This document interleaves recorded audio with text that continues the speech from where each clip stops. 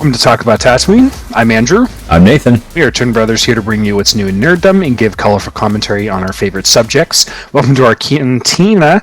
Grab a drink, settle in as we set course for realities beyond our own. Cheers. We will be talking about Star Wars, so my drink today is out of this awesome R2-D2 mug. You showed me that earlier, and the screen was glitching out so hard, I actually didn't know what it was. It was my wife's favorite character is R2-D2, so this is actually her mug, and it's pretty cool. Love it. All right, we are going to be talking about Andor, the last 2 episodes. Now, I want to give a big disclaimer here, because I felt really silly for this. When we did our series, I assumed they broke this up into equal chunks of story arcs of 3 episodes each.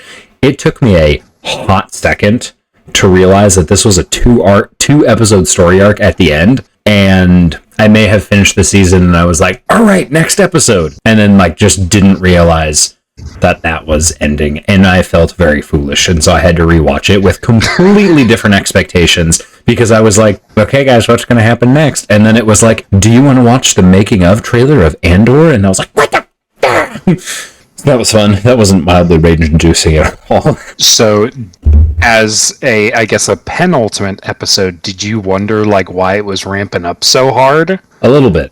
I was like, this is weird for a second to last episode. Well, and so that's what I thought. I was like, oh my gosh, what are they going to do in episode 12 if this is how episode 11 is going? Yeah. No, episode 12 is the last episode. I know. I thought I didn't realize the previous story arc was 3 episodes, or was 4 episodes, excuse me. And that took me a hot second to get over. Is the prison arc really 4 episodes? It is, yeah. I thought it was only 3. No, it's 4. 3, 3, 4, 2. It was the series of arcs. One big jump. They pulled a sneaky on us. Yeah, they did pull a fast one, if that's what you were trying to say. To be fair, I'm all about sneaky, because my orcs are Halloween themed, so when they're purple, you can't see them. How is the video on your end before we move on? It looks fantastic. Okay, awesome. Is it tweaking out on your end? It's tweaking out real hard on my end, but as long as it looks good on your end, I just won't look at your face, and we'll be okay. That is fair. Technology has not been our friend today. It is 32 minutes past the hour. We were hoping to start right at 7 p.m., and that did not happen. Nope. Here we are, now starting the episode. Yay! Okay, let's get into it. Ain't no sawdust in this season. Ain't no sawdust in Andor. No filler. You know what I mean by that? No filler. There's no cellulose in this grated Parmesan cheese. Okay. You know the Parmesan cheese that's like the weird powder? It is, yeah. Second ingredient or whatever is cellulose, which is just wood. That's wood. It's sawdust. It's an anti-clumping agent. That's not true either. Is it really? What is it in there for? It's just a filler. I thought the powdery stuff was to keep... I guess that's normal cheese. They put extra... No, and I guess it's potato starch too. I don't know anything about chemistry. So with shredded cheese, they take either tapioca starch or potato starch, and they put it over your food. When you have shredded cheese out of the bag, it doesn't clump together. Right. Which also, who cares if it clumps together? Clumpy cheese is delicious. Who at any point was like, oh my gosh, I have to take this cheese apart and unclump it? Who cares? It's still cheese. It's still cheese. But now I gotta buy my cheese by the 2-pound block instead of the 8-ounce bag to get a better product. That is fair. You've got an interesting quote on here as well. I actually love your notes. I would love you to go through those. Dude, yeah, I had just a bee in my bonnet right in this episode. Not because I hated it. I actually really loved it. I've been on Star Wars Twitter too long, so the only contribution to the production of this podcast is I do the Twitter stuff. You do everything else, and I retweet stuff. Don't worry, I've got more responsibilities coming your way. Oh, do I have to do the TikTok? And maybe the Instagram, we'll see. It's just posting loyal fans. It's just posting reels, so. Okay, we did create a TikTok and an Instagram, which the TikTok has been really successful. We have several thousand views in just a couple of days. 2 days. We have over 1,000 views within the first hour? Yes. The first... I'm trying to think. I started it this Saturday, which today is the 13th, so 12th, 11th, 10th. So I started on the 10th. And a Tuesday. So for reference, I have my personal gaming TikTok has about 500 or so likes on it. This one within 4 days is already up to 320 so on all of our content, and I haven't even uploaded it all yet, so we're doing pretty well. What are you doing? What are you smelling? So my dog, he was in the office today. Story time with Andrew. We're not talking about Andor for a sec. We are still getting used to our new dog. His name is Tumnus. He's a black lab. And he decided to get up on my desk today. So my stuff, I cleaned off my desk before we put him in there because we have contractors over. So we wanted him to put him in our office, which is actually even bigger than our guest room. We're like, that'll be fine. It was not fine. He shat everywhere and he got up on my desk, got up on Sarah's desk. He just trashed the whole room. And I had like a little pot of water that I was using to dip my modeling tools in because I was using green stuff to put together some custom Warhammer pieces that I ordered. And I was just moving some stuff around, fiddling with stuff, and I'm like, oh, my hand is wet. It's because there's water on my desk. Thankfully, it's mostly all on. My first thought was, thank goodness it's not pee. Dude, that's what I was sniffing my finger for, because I was like, did he pee on my desk? Which I'm like, that's a crazy panic move. I'm gonna jump on Tad's desk and just that's mine now.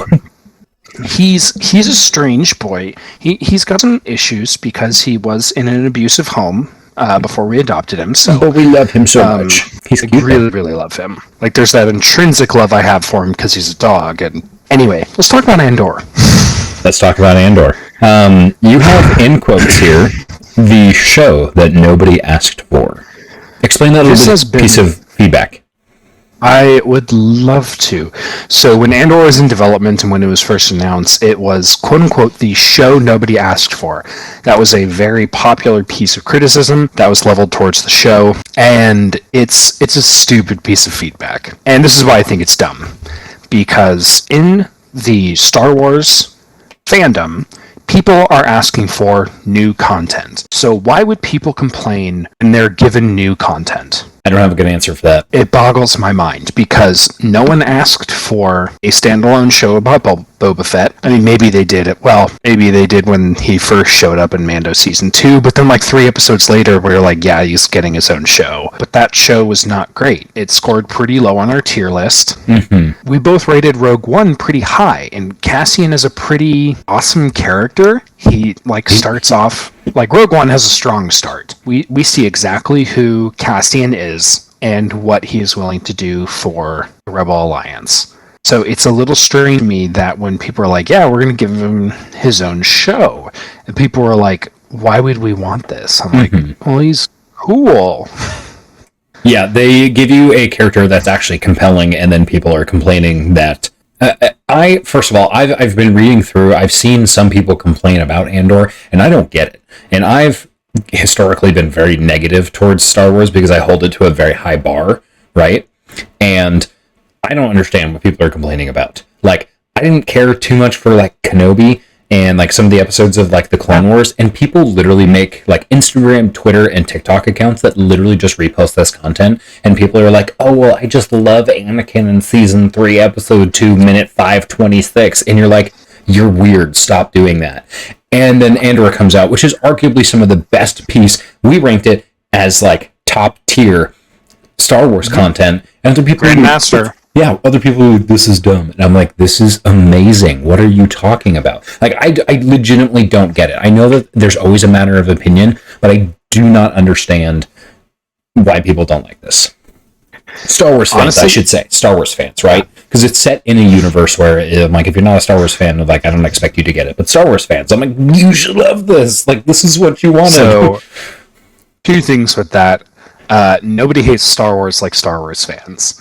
Yeah. And then, second, I actually think Andor would be a really good way to introduce people to the Star Wars universe because it doesn't have any of maybe the more silly aspects of the universe, like space wizards with laser swords. I think it's cool. Yeah, it's pretty hard when every single character is equipped with a Chekhov's gun. So Yoda's kind of a weird dude. We love Grogu. Grogu's amazing, but Yoda's a weird dude. Yoda's a certified baby snatcher. He's also a baby snatcher.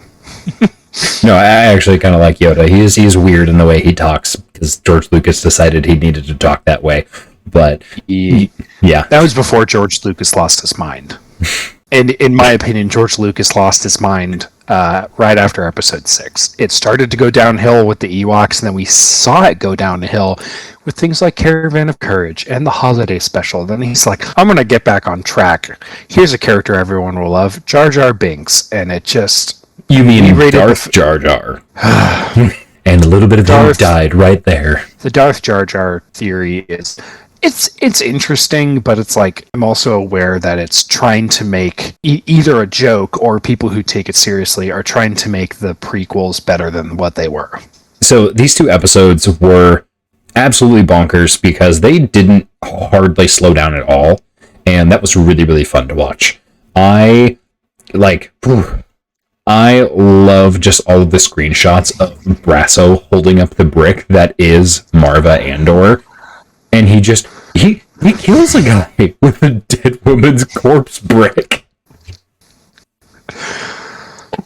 Oh, Brasso is... it's so good. We just talk about how good of a friend Brasso is. He's a good friend. Any friend that wields your dead mother is a good friend. Because he told Cassian, he said, I will take care of the funeral, because he understood the ramifications, what would happen if Cassian showed his face in public. He said, don't worry about it. I understand that you want to be here, but I'll take care of it. Yeah, he does a great job. Best Friend of the Year award does go to Brasso. Absolutely. Congratulations. Did you hear that Diego Luna is going to potentially get nominated for some awards for his work in Andor? I think he did get nominated for a Golden Globe. We can look that up. That would be so cool. I'm just going to do a Control F really quick. Diego Luna, best performance by an actor in a television series. Diego Luna, Andor. Let's go. And when was the last time a Star Wars actor or actress got nominated for anything? If that's a trivia question, I couldn't tell you because I'm pretty sure it's been a really long time. I don't know either. Good for him. He did a great job. Good for him. Does someone tell him his character dies in the next movie? Well, he's acting his ass off, so he's doing great. Yeah, he's fantastic. We love you, Diego. So great. According to my Control F, that is the only place Andor was nominated. But still, to be on the list, love to see it. Yeah, absolutely. This is a piece of feedback that's going to get me in trouble. For large IPs, the focus is typically on quantity over quality. That's fair. We didn't see really a lot of... now we're getting into trivia that I just don't know, so I could be totally wrong. Comment down below if I'm wrong. We'd love to hear you. We'd love to hear your opinion, and I don't mind being wrong. Actually, that's... No. I'm very sensitive. No. You guys can critique Andrew all you want. I have posted online that I am only receiving positive feedback. So, Nathan, positive feedback. Andrew, you can direct all of your concerns to him. I'm so sensitive. I'm like a fragile piece of glass. I have such big feelings. I'm a big man with big feelings. I always love telling people that because they're like, you could sit on me and kill me. And I'm like, yeah, probably. Anyways. And let me tell you how much that hurts my feelings. Okay, we gotta focus. Focus. Right.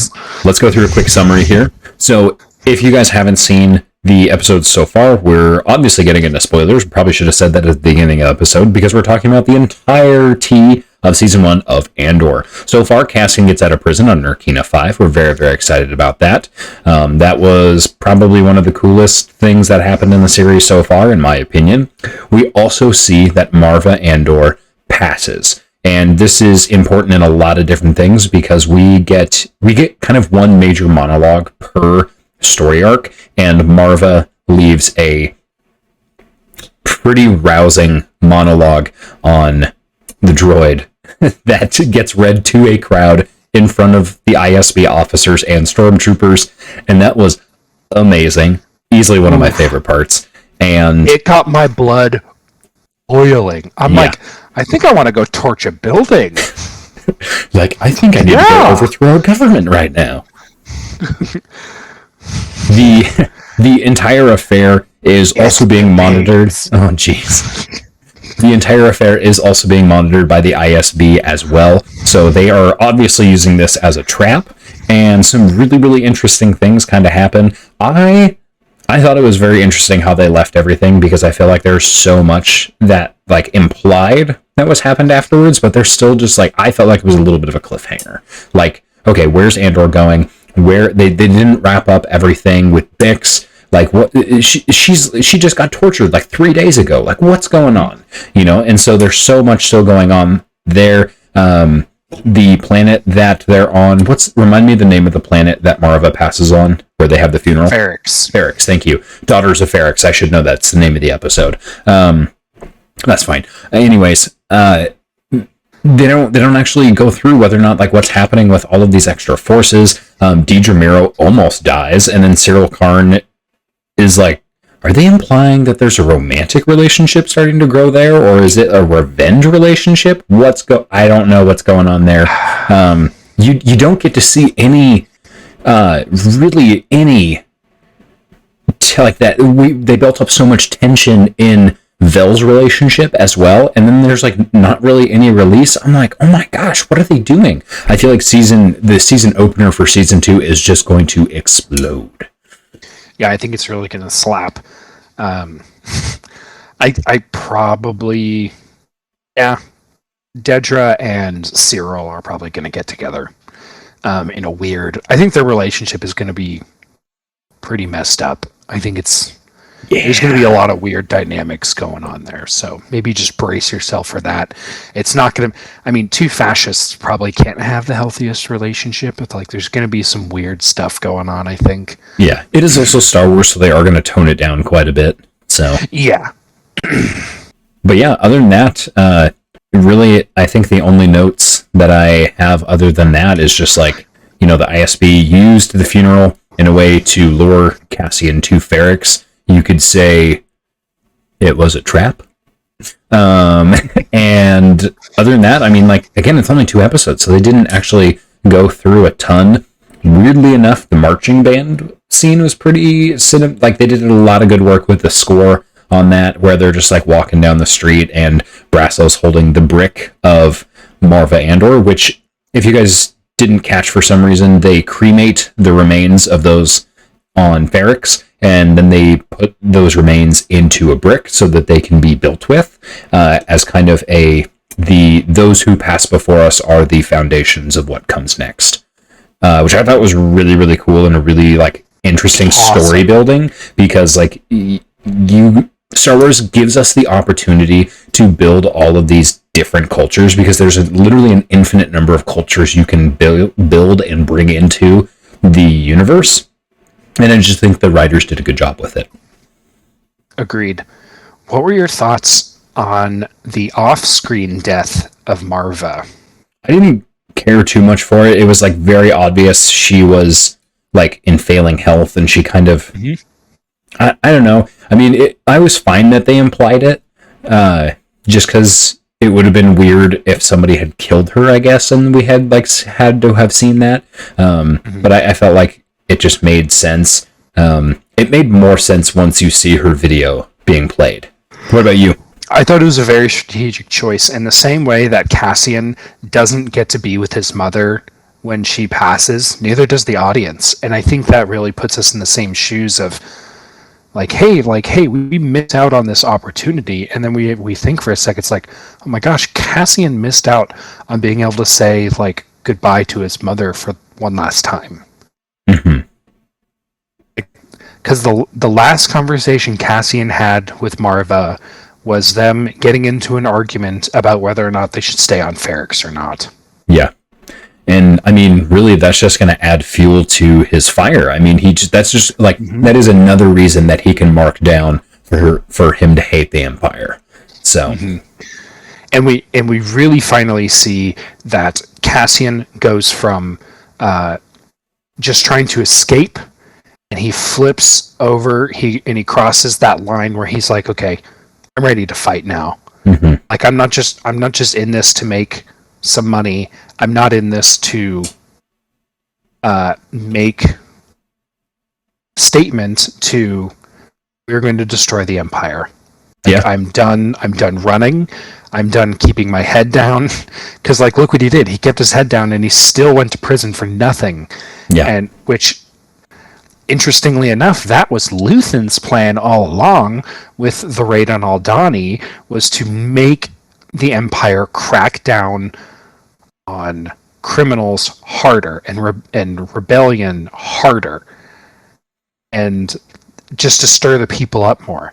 He knew exactly what he was doing, and we see that Cassian almost can't escape the machinations of Luthen in the end. Mm-hmm.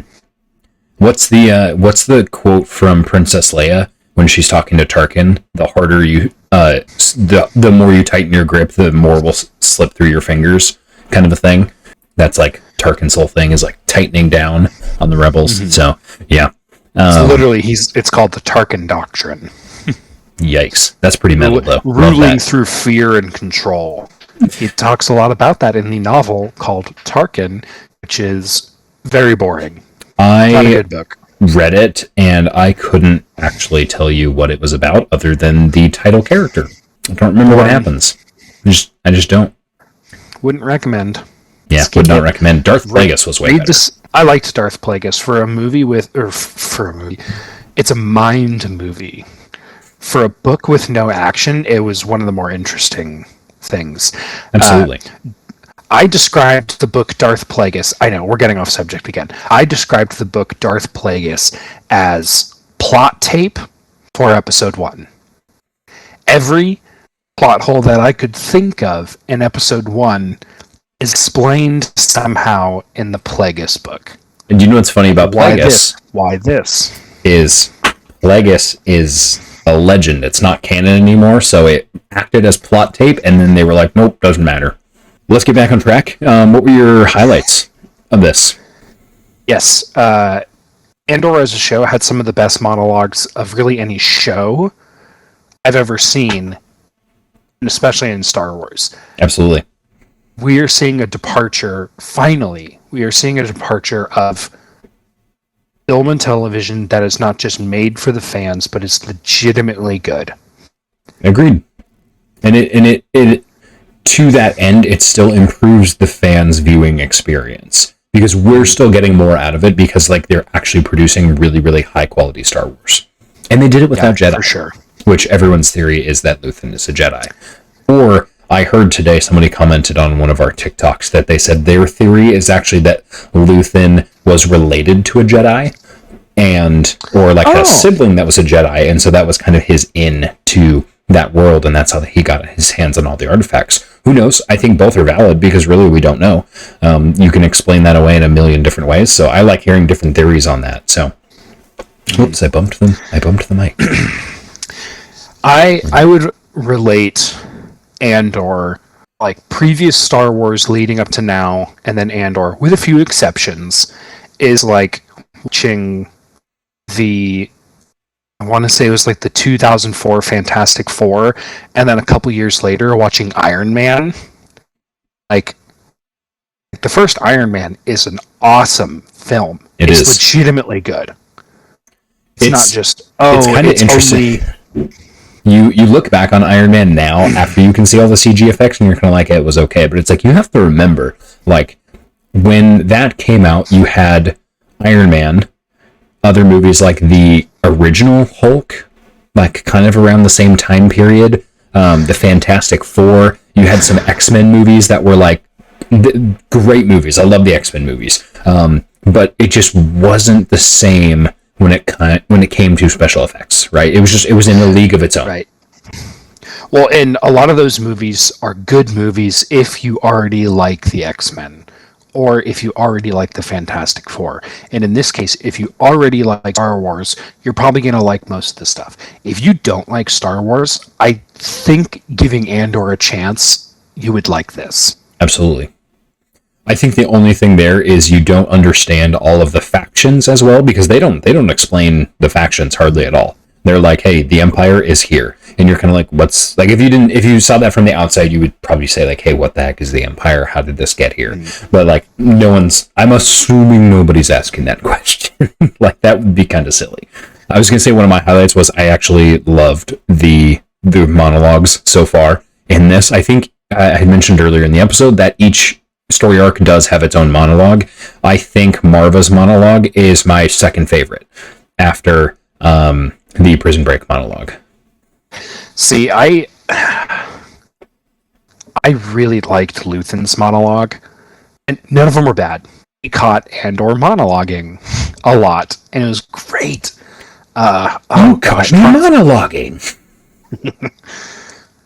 Best monologue, in my opinion. I think I like Luthen's the best, followed closely by Marva's, but Andy Serkis is great. Yeah. Last couple movies I've seen Andy Serkis in, which have been Black Panther and Andor, which I think I mentioned this in a previous podcast. I totally forgot that he played Snoke. So he's already been in Star Wars, weird. And I'm like, Snoke is forgettable. That's why he's at the bottom of our list. Our tier list. Yeah, and that's why y'all really need to watch our tier list. It's going to give you a lot of reference of where we're coming from and where some of our opinions and things on Star Wars, kind of like where our baseline is. So, absolutely. Way to plug our content, bro. Thanks, brother. What would you give this last story arc as a rating? 9 out of 10. That's really high for you. Even with the slower pace, I enjoyed every second of it, to the point where I think I rewatched the last 2 episodes a total of 3 times each. I watched it the first time, and then I watched it again, and then preparing for this episode, I watched it again. I was just like, this is awesome. It's so good. There you go. Again, as I mentioned, kind of in the... As I mentioned in the beginning of the episode, I did not realize that was the last episode when I was watching it. So I had to rewatch it with a little bit of different expectations. So I kind of ruined it for myself a little bit. But that being said, with an objective eye, I did give this 8 out of 10 because I did. I'm like, my only thing that I didn't like was like, I'm like, they have so many loose ends in the air right now. And like, yes, we see that like Cassian being the main character, it's important that his story is taking that step forward. But I'm like, I've also come to really love a lot of these characters, and I want to see what's going to happen with them next. So I was like, oh, there's so many loose ends, but they did a really good job at like climaxing the end of this season, and they did a great job at climaxing this season while also giving them plenty of material to use in season 2 without them just having to like make up a story, right? Yeah, I'm really excited to see where some of these characters go, because we know the fate of Cassian. See what ends up happening to him in Rogue One. He risks it all on a suicide mission, and like, it's not like a suicide mission where the bad guys actually win at the end. It's like, nope, they're dead, 100%. They killed off the entire main cast. Yep, there were no survivors after Scarif. They climbed and they climbed and they climbed, and their sacrifice led to the destruction of the Death Star. Yeah. You know what's really interesting? And actually, this is a prediction we got wrong when we first started doing this review series. We saw K2SO once, and he was not an integral part to the story the entire time. Yeah! We got that wrong. Totally swung and missed. Because at the beginning of the season, we're like, we're going to see K2SO. He's in, if you Google the cast list, he's in the cast list. And then just like, no. Like, he makes the arrest, and that's it. But it's a K2SO model, or a K2 model. It's not the actual K2SO. It's not Alan Tudyk's K2SO. Yeah. But Alan Tudyk he's on the script, he's on the cast list, though, which is so weird. He's in everything. He's great. Yeah. It's always a win, in my opinion. But yeah, that was one thing. That was a theory we swung and missed. Actually, kind of a lot of my theories swung and missed because I had no idea where they were going to go with this. So that's fine, which I'm okay with. I felt like I was pleasantly surprised with how everything turned out. Well, and as far as making predictions for where season 1 was going to go, we were kind of at a disadvantage anyway. I think everyone was, because Andor didn't follow the typical cadence of a Star Wars show. I loved Mando season 2. I think it's great, but it had some sawdust. Yeah. It had some filler, and it didn't have really as cohesive of story arcs. It was mostly just the misadventures of Mando and Grogu. A little bit.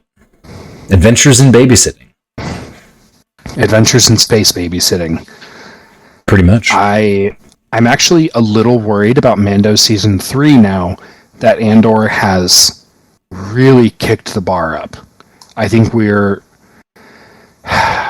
That's the new standard. I mean, it really is. Absolutely. 100%. I agree.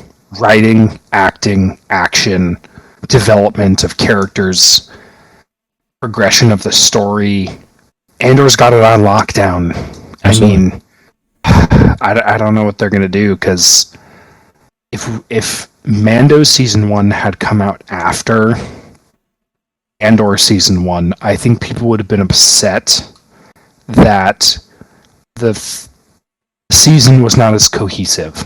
Yeah. And now we've seen that 12 episodes can all relate. Because remember, TV series used to be 22 episodes apiece per season, just one after the other. And you saw these relatively overarching themes go through a 22 episode arc. We don't see that anymore. We see shows that are 12 episodes, 10 episodes, 8 episodes, and when there's a filler episode, that's a huge chunk of the season you just don't get to see. Yeah. And that's got to change. You don't have room for filler. You need 12 rock solid episodes, and in Andor, we got that. Absolutely. It was a great show. Some of my favorite TV, like, in general, ever. Because again, the lack of filler, just like, it keeps you coming in every single episode. I couldn't tell you, I think the last time I was this excited about a series coming out was probably Mando, mostly because of the action, but Mando Season 1. Yeah. I have a question for you. Do you have any theories for Season 2 of Andor? I know it's not going to come out for a long time, but do you have any theories of where they're going to go? Nothing super specific, but I want to give some guesses on who's going to live and who's going to die. I have a few of those myself. I'm curious to see if they're the same. Vel's going to die. Cinta's going to live. Luthen is going to live.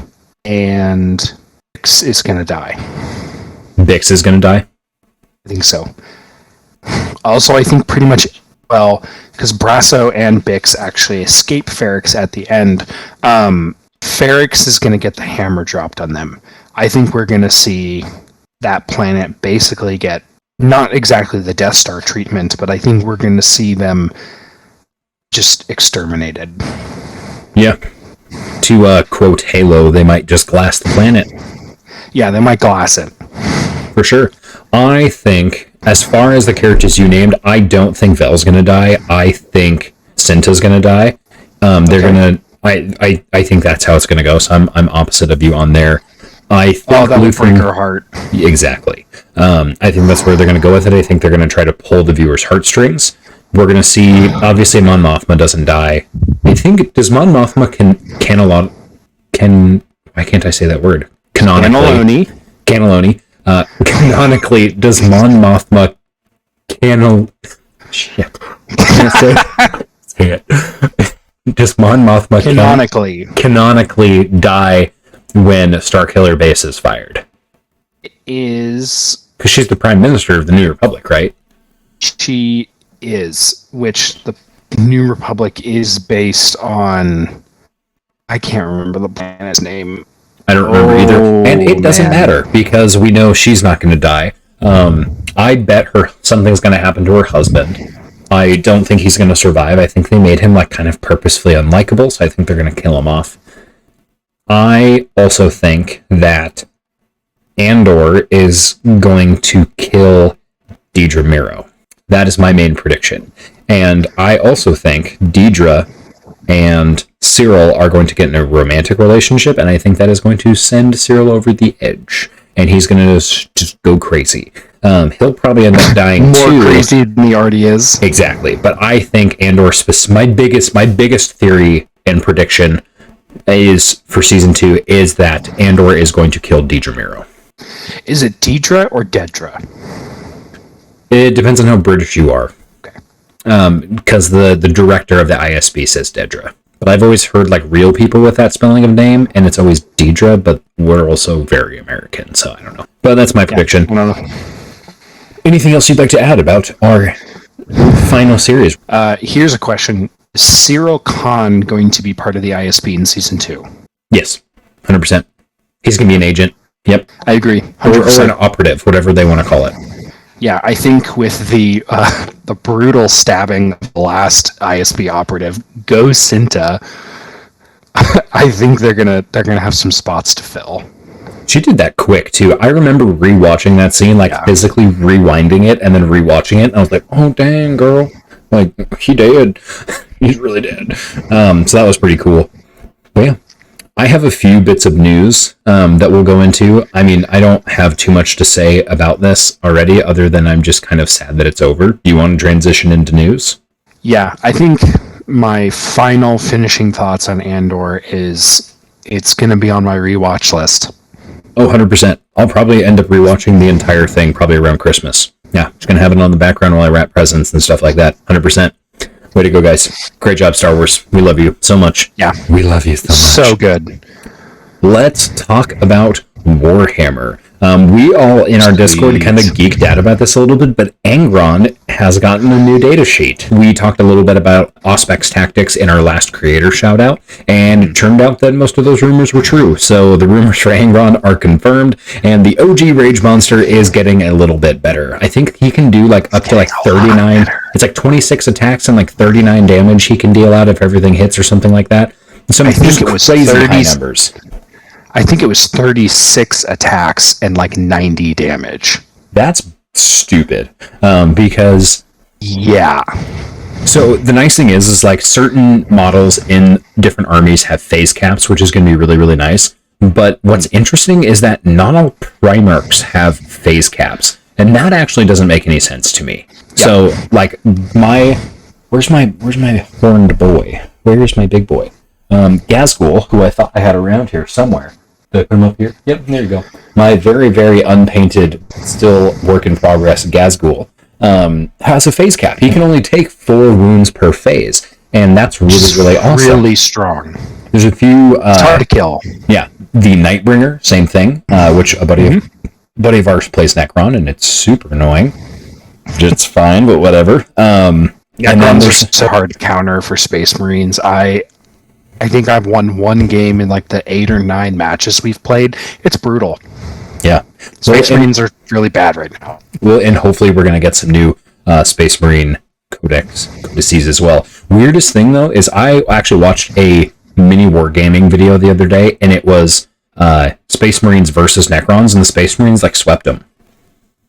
Which I was very confused about. There was 2 dreadnoughts, several heavy weapons units, and some pretty cool hero units as well.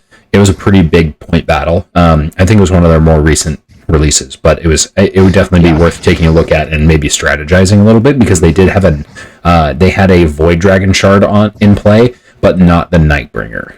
So that was kind of interesting to watch. It was a long video. I actually watched it on 1.5 speed because I was doing some exercise while doing that. But it was really fun. So really excited about that. Personally, this new data sheet coming out for Angron makes me want to play World Eaters. The problem is I take so long to paint my models that this guy has his base coat in black. The leather parts are base coated in brown. His skin is done. I have a little bit of white on his horns, and I have not touched anything else. I've got him based up, and that's about it. So I have so much to still do. And I kind of regret actually putting him on here before painting the base, but that's okay. Mistakes were made. Yeah. And I'm excited to continue building my Orc army, because we've got a Warhammer Day coming up, and I may or may not already know that I'm getting some new models. Oh, because your birthday present or your Christmas present showed up, and Amazon. Obvious. Hey Bezos, if you're listening, your company just slaps stickers on stuff and just jams it on their doorstep. It's Christmas, you idiot. Gosh, if I could slap that rich face, I would. As long as their stocks go up just a little bit more, I can sell them off, and then I don't care what happens. Fair enough. I know this is another piece of news. You might not care about this a little bit, but I care about it because I actually stream this game quite a bit. The new Call of Duty season drops tomorrow, which is on December 14th. So if you are listening to this, which we do release these on Mondays, it will have already released.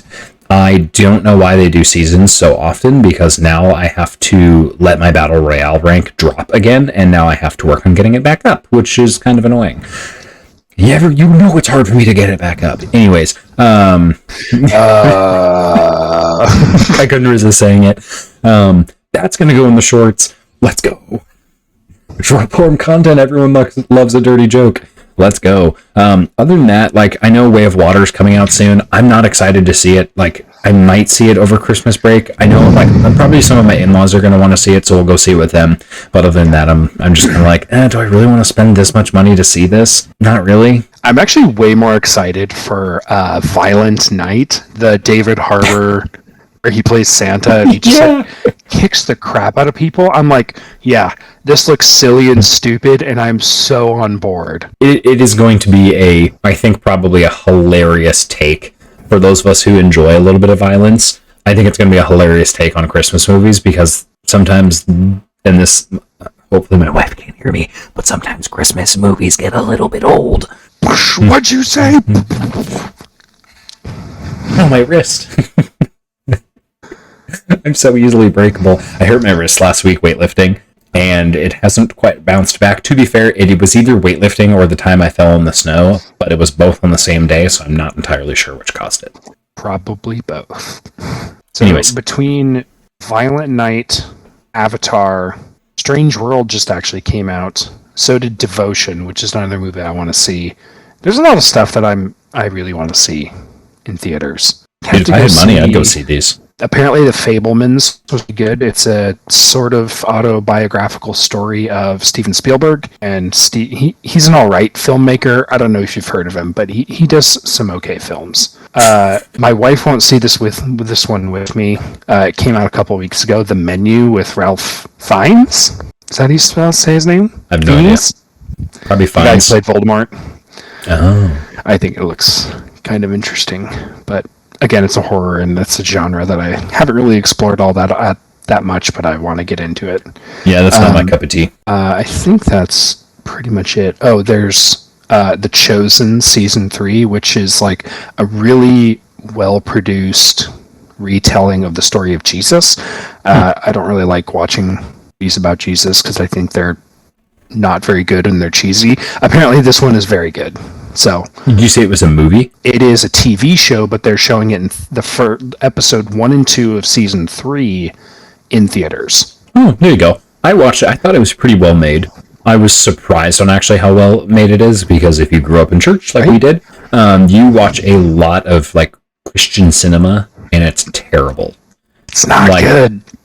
Yeah, it's really bad. So it's just it was very interesting to watch and have something be so well made for a story that has been told literally millions of times. Yeah. So, all right, if you're all right with this, I will give us the outro. Give us a little boot, because we're at 55 minutes. All right, guys, thank you guys so much for tuning in. This has been Talk About Tatooine with Andrew and Nathan. Just a reminder here, guys, we did mention earlier in the episode that we have kind of expanded our socials platform. So right now, you guys can catch us on Twitter, YouTube, Instagram, and TikTok. We'd be super excited to see you guys in all of those platforms, so make sure you guys go give us a follow. Talk About Tatooine is where you're going to find us. Talk Tatooine on Twitter, so just a little bit different. And you can find our podcast. It's going to be uploaded to Anchor, Spotify, and Google Podcasts. Listening in is the best way to support the show. We are hoping to do a lot of more episodes. We have just scripts on scripts on scripts, all written out, refined. So as long as we are not having too many technical difficulties, we are going to be bringing you what's new in nerddom as much as possible. The New Year's coming around. We're going to cover a lot of really, really cool stuff here, guys. If you have any topics you want us to cover, we would love to do that for you. We want to be we don't want this to just be us talking at you. We want your guys' feedback. It's very, very important to us. When you guys comment on our stuff, we absolutely love that. It gives us a huge hit of dopamine, and we just need that more. Anyways, sorry. Anyways, but we do really want to hear from you guys, because that's what we really care about. So just to summarize really quick here, guys, the last few episodes we've gone over have mostly covered Andor, so we really highly recommend it. It's a big recommendation from this podcast to you, so try to go out and watch that, and if you don't, that's okay, but we do think it is worth the time, and it's some really, really good entertainment. Thank you guys so much, and until next time, may the Force be with you.